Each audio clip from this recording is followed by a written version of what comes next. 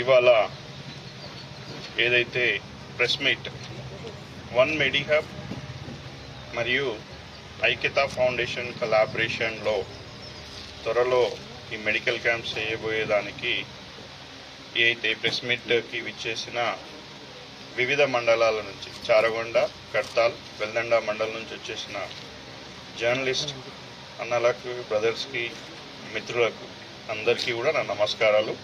అలానే వెల్దండ మండలంలోని వివిధ గ్రామాల నుంచి వచ్చేసిన నాయకులకు, యూత్ అందరికీ, మాజీ సర్పంచ్లకి, మిగతా నాయకులందరికీ కూడా నా యొక్క నమస్కారాలు. సో మనందరికీ తెలిసిందే ఐక్యత ఫౌండేషన్ యొక్క ముఖ్య ఉద్దేశాలు విద్య, వైద్యం, ఉపాధి. సో అందులో భాగంగా మనం వైద్యం మాట్లాడదాం. విద్య గురించి చూసినట్టయితే గత కొన్ని రోజుల నుంచి స్కూళ్ళకు సంబంధించి చాలా వర్క్ చేయడం జరిగింది. ముఖ్యంగా ప్రభుత్వ పాఠశాలల్లో అక్కడ ఉన్న మౌలిక వసతులకి మనం సపోర్ట్ చేసినాం. రీసెంట్గా ఇదే వెల్దండ మండలంలోనే ల్యాప్టాప్స్ ఇచ్చినాం అడ్వాన్స్ లెర్నింగ్స్ కోసం, కోడింగ్ గురించి. అట్లనే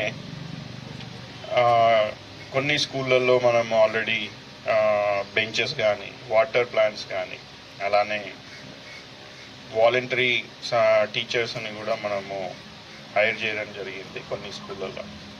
ముఖ్య ఉద్దేశం ఏంటి అంటే చదువుకున్న ప్రతి వాడు జీవితంలో ముఖ్యంగా ఎదగాలంటే విద్య, జ్ఞానం అవసరం. సో ఆ కాన్సెప్ట్తోని మనము విద్యకు సంబంధించిన కార్యక్రమాలు చేయడం జరుగుతుంది.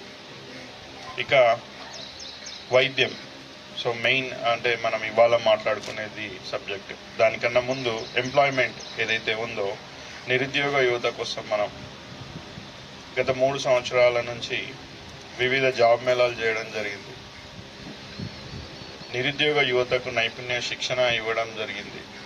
ఎస్ఐ కానిస్టేబుల్కి సంబంధించి కోచింగ్ ఇవ్వడం జరిగింది. అందులో లాస్ట్ బ్యాచ్లో దాదాపు ఒక 20 మంది సెలెక్ట్ అవ్వడం జరిగింది. 50 మంది కోచింగ్ ఇస్తే ఒక 1400 మందికి మనము మెటీరియల్ ఇవ్వడం జరిగింది. ట్రాక్ కానివ్వండి, ఫిజికల్ ట్రైనింగ్ కూడా ఇవ్వడం జరిగింది వాళ్ళకు. ముఖ్యంగా మహిళల కోసం మహిళా జాబ్ మేళా కూడా చేయడం జరిగింది. అందరికీ తెలిసిందే కల్వకుర్తి నియోజకవర్గంలో మొట్టమొదటిసారి కల్వకుర్తి పట్టణం నుంచి ఏదైతే బస్సులు వెళ్తున్నాయో ఫాక్స్కాన్ కంపెనీకి, ఒక 3 బస్సులు ప్రస్తుతానికి మన కాన్స్టిట్యున్సీ కల్వకుర్తి నియోజకవర్గం నడుస్తున్నాయి. దాదాపు 200 నుంచి 300 మంది ఈ యొక్క నిరుద్యోగ సంబంధించిన ఏదైతే జాబ్ మేళా, మహిళా జాబ్ మేళా ఉందో వాళ్ళు వెళ్ళడం జరుగుతుంది.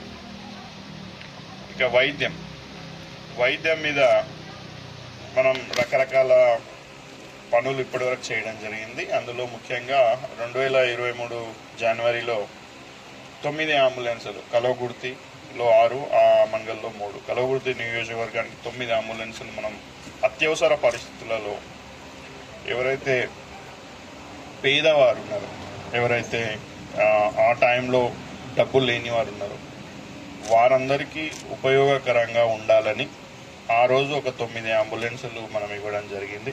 ప్రస్తుతం ఒక 3 అంబులెన్సులు, కల్వకుర్తి నుంచి 2, ఆమన్గల్ నుంచి 1 అంబులెన్స్ జరుగుతుంది. దాదాపు 7200 మందికి మనం ఆ యొక్క అంబులెన్స్ సర్వీసెస్ గత 2.5 సంవత్సరాల నుంచి లబ్ధి పొందింది. సో అందులో భాగంగా చాలామందికి వైద్యానికి సంబంధించి మనము ఒక 2000 నుంచి 2500 మందికి ఆర్థిక సహాయాలు కూడా చేయడం జరిగింది. ఇదే కాకుండా మీరందరూ చూసారు, 2 వారాల ముందు మనం కల్వకుర్తిలో ఐ క్యాంప్, శంకర నేత్రాలయ ఏదైతే